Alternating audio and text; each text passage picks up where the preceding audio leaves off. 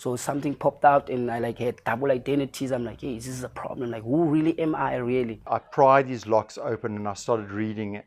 And I'd buried, for 20 years, I'd buried what I'd gone through. But without that history, it's going to be difficult to find solutions. Not enough people know that story.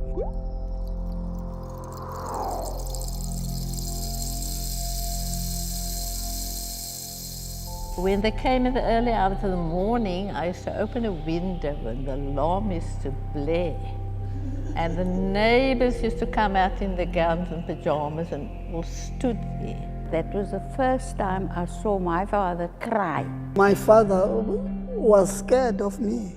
Everyone was arrested. I was actually still a child. They were scared, they were cold. I don't think I was ever as humiliated in my life as that day. And the police charged with batons, and somehow I managed to climb this pillar. I wasn't very brave. The very brave people did that and they went to jail. Little did we know that we'll be spending another 20 to 30 years in exile. I'm just part of that crowd, you know, who's trying to brainwash everybody with rainbowism. God has given us all the answers. It's blowing in the wind, it's shining on us every day. I pinch myself every day. You don't need money and you don't need permission and you don't even need to tell people that this is what you're doing. And from that knock of the police, I started typing that down. Those things are things that kids who supposedly go to schools today do not have. We need to see all of this to grow as people. It's not